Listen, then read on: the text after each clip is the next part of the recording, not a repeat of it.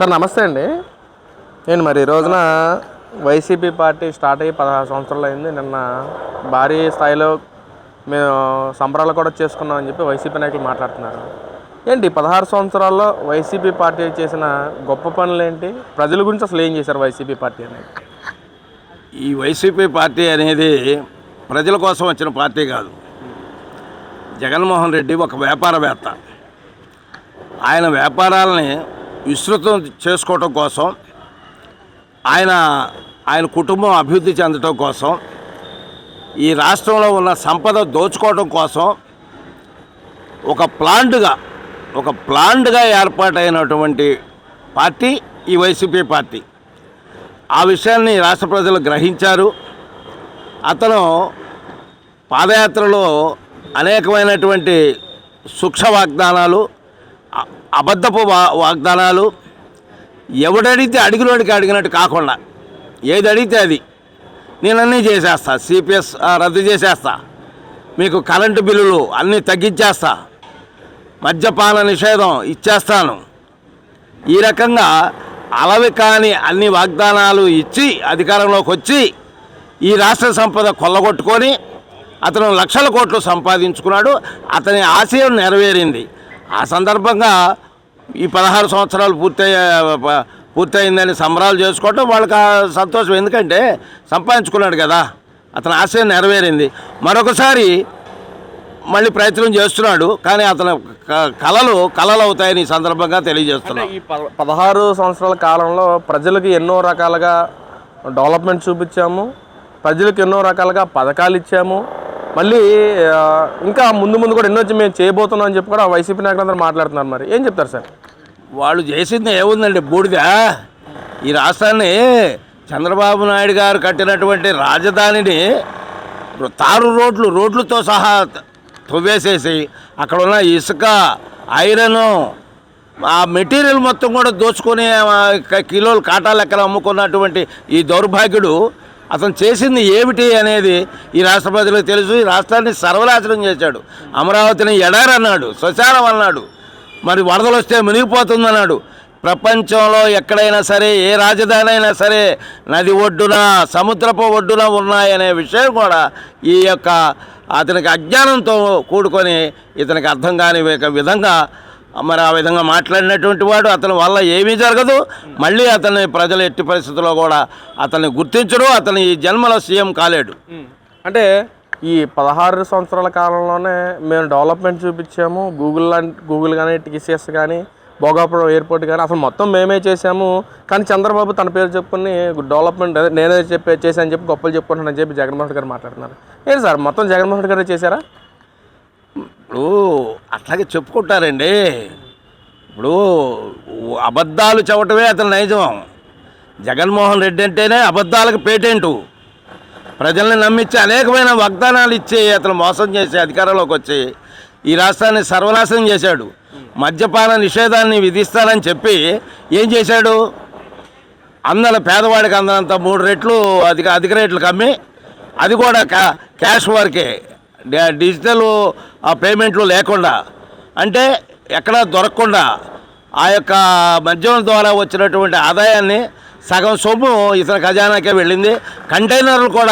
డబ్బు కంటైనర్లు కూడా అతను తాడేపల్లి కొంపలకు వెళ్ళటం మనం అందరం కూడా చూసిన విషయం. కాబట్టి అతని గురించి ఇంతకంటే ఎక్కువ చెప్పడం కూడా అనవసరం. ఈ పక్కన నేనే డెవలప్మెంట్ చేశానని చెప్పి జగన్మోహన్ గారు మాట్లాడుతున్నారు. గూగుల్ లాంటి పెద్ద కంపెనీ తీసుకురావడానికి కారణం కూడా నేనని చెప్పి ఒక పక్కన మాట్లాడుతున్నారు. మరి ఒక పక్కన గురుమూర్తి అనే ఎంపీతో కూడా కేసు వేసిన పరిస్థితి, హైకోర్టు కూడా వాళ్ళకి ముట్టుకెళ్ళేసిన పరిస్థితి. ఏంటి, ఎలా చూడొచ్చు అంటారు? ఇదేనండి, ఇప్పుడు వాళ్ళు రాజధానిని నాశనం చేశారు. చంద్రబాబు గారు గత 5 ఏళ్ల హయాంలో తీసుకొచ్చినటువంటి పరిశ్రమల్ని వీళ్ళ కమిషన్ల ఒత్తిడికి ఇవ్వలేక అనేకమైన పరిశ్రమలు పోయిన విషయం రాష్ట్ర ప్రజలకు తెలుసు. వీళ్ళు ఏ విధమైనటువంటి వాళ్ళకి డబ్బులు ముడుపులుగా ఇవ్వండి ఏ పరిశ్రమని కూడా ఈ రాష్ట్రంలో అనుమతించలేదు. వీళ్ళు రాష్ట్రాభివృద్ధి కోసం కాదు, వాళ్ళ కమిషన్ల కోసం, వాళ్ళ సంపాదన కోసం, వాళ్ళ అవినీతి సొమ్ముని సంపాదించుకోవడం కోసమే ఉన్నది. ఇదంతా కూడా రాష్ట్ర ప్రజలకు తెలుసు. వాళ్ళు ఎన్ని మాటలు చెప్పినా, ఎంత చెప్పినా, వాళ్ళు ఏం చేశారో, వాళ్ళు నిజంగా అభివృద్ధి చేస్తే మళ్ళీ వాళ్ళే గెలిపించేవాళ్ళు. మరి కాబట్టి వాళ్ళ మాటలు ఎవరు నమ్మరు. నమ్మే పరిస్థితుల్లో లేరు. అంటే అసలు కూటమి ప్రభుత్వం వచ్చిన తర్వాత దోచుకో అన్న కాన్సెప్ట్తో వ్యవహరిస్తుంది, కానీ ప్రజలకు ఉద్దేశించే డెవలప్మెంట్ చేసే విధానం అసలు కూటమి ప్రభుత్వం దగ్గర లేదు. అసలు ఎన్నో రకాలుగా మార్పులు తీసుకొచ్చాను, డెవలప్మెంట్ తీసుకొచ్చని చెప్పి జగన్మోహన్ రెడ్డి గారు మాట్లాడతారు. ఏంటి ఎలా చూడొచ్చంటారు? ఈ దోచుకో అనే ఈ డైలాగులు జగన్మోహన్ రెడ్డి గారికి బాగా సూట్ అవుతాయి. ఏమండి, ప్రజల్ని నమ్మించి అధికారం చేపట్టి 5 సంవత్సరాలు ఆ తాడేపల్లి కొంపలోంచే బయటకు రాలేదు. మరి అక్కడ ఏం చేస్తున్నాడు? రంభ వరుసల చెంత నృత్యకాల కేళి విలాసాలలో ఆనంద డోలలో తేలి వాళ్ళాడుతున్నాడా? వాళ్ళ యొక్క అందాలను జురుకుంటున్నాడా? ఏమండి, ప్రజలకి మంచి చేస్తానని చెప్పి, ప్రజలకి అన్ని విధాలు కూడా మేలు చేస్తానని చెప్పి ఎన్నో అబద్ధాలు చెప్పి వచ్చినటువంటి ఈ దుర్మార్గుడు, ఈ నీచుడు మరి 5 సంవత్సరాలు ప్రజాప్రతినిధులు ఎన్నుకున్న ఎమ్మెల్యేలకే అతను అపాయింట్మెంట్ ఇవ్వలేదు. ఇంకా అతని గురించి మాట్లాడటం కూడా అనవసరం అండి. సార్, జగన్మోహన్ రెడ్డి గారు గెలిచిన తర్వాత మొత్తం ప్రజల్లో తిరిగారని కదా సార్, మీకు ఎప్పుడు కనపడలేదండి? మన వికలాంగులు అతను కూడా వెళ్ళి నడుచుకుంటే జగన్మోహన్ రెడ్డి గారు కలిసారు. అసలు చాలా ఇదిగా నవ్వుతూ మాట్లాడారు జగన్మోహన్ రెడ్డి గారు. నేను అది కూడా చూశాను. అత్యుత్సాహంగా ఇప్పుడు ఒక 100 మందో 200 మందో ఒక కార్యక్రమం జరుగుతుంటే ఒళ్ళు పొంగుద్ది. అందరికీ తెలియదు ఈ జగన్మోహన్ రెడ్డి యొక్క చేసిన మోసాలు, ఘోరాలు, నేరాలు, అతని పరిపాలనా విధానం అమాయక ప్రజలకు తెలియదు. ఇంకా కొంతమంది అతన్ని పట్టుకొని వేలాడుతున్న మాట వాస్తవమే. అందులో మా యొక్క దివ్యాంగుడు ఒకడు 2 సంఖ్యల్లో 2 కర్రలు పెట్టుకొని సంతోషంగా వెళ్ళటం అనేది జరిగింది.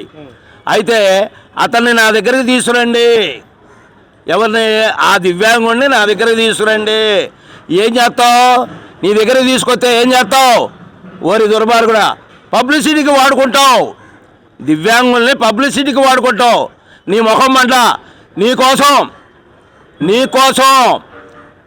9 జిల్లాల్లో 15 నెలల పాటు అరగొండు ఒక మీసం తీయించుకొని నిన్ను సీఎం చేయడం కోసం కష్టపడ్డ నన్నే నువ్వేం చేసావు? నీ విజయసాయి రెడ్డి చేత, నీ మేనల్లుడు అర్జున్ రెడ్డి చేత తప్పుడు SC/ST అట్రాసిటీ కేసు పెట్టించి నన్ను అరెస్ట్ చేయించాలని చూసిన దుర్మార్గుడు కాదా నువ్వు? 5 సంవత్సరాల కాలంలో ఏ రోజైనా నాకు అపాయింట్మెంట్ ఇచ్చావా? ఏ ఒక్క దివ్యాంగుడికైనా నువ్వు అపాయింట్మెంట్ ఇచ్చావా? ఇలాంటి దుర్మార్గుడివి, ఇలాంటి బ్రహ్మరాక్షసుడివి. ఇవాళ నీ కోసం ఏదో తెలియని అమాయకుడు ఒకడు ఆ గుంపులో మరి 2 సంఘ కర్రలు వేసుకొని తిరిగితే అతన్ని నీ దగ్గరికి తీసుకొస్తే కిరీటం పెడతావా? నువ్వు ఏ రోజున కూడా ఎవరికి కూడా 1 రూపాయి సహాయం చేసినటువంటి వాడివి కాదు కదా. వరి నీచుడా, నిన్ను విమానాశ్రయంలో ఒక పాపకి క్యాన్సర్ వచ్చింది. 2 నెలల్లో 3 నెలల్లో వైద్యం చేయకపోతే చచ్చిపోతుందనే పరిస్థితుల్లో వాళ్ళు నిన్ను కలిశారు. తలకాయ నిమిరి నువ్వు చెప్పింది ఏంటి? మళ్ళీ 3 సంవత్సరాలు కళ్ళు మూసుకోండి, నా పరిపాలన వస్తుంది, నేను ముఖ్యమంత్రి అవుతా, అప్పుడు సహాయం చేస్తావా? ఆ బిడ్డ 3 నెలల్లో చచ్చిపోతుందంటే 3 ఏళ్ళు కళ్ళు మూసుకోమంటావు ఏంట్రా దుర్మార్గుడా? 3 ఏళ్ళు మేమేం కాదు కళ్ళు మూసుకునేది, నువ్వు మూసుకో. ఇంకా ఒక మాట చెప్పాలంటే శాశ్వతంగా మూసుకో. ఈ రాష్ట్రానికి పట్టిన చీడ వదిలిపోద్దని ఈ సందర్భంగా చెబుతున్నా. జగన్మోహన్ రెడ్డి, నీ అంత నీచుడు, నీ అంత దుర్మార్గుడు, నీలాంటి యొక్క మరి మీ నాన్న కూడా స్వర్గలోకంలో ఉండి ఆయన కొన్ని పుణ్యాలు చేశాడు. ఆయన స్వర్గంలో ఉంటాడు, నీకులాగా నరకానికి వెళ్ళడు.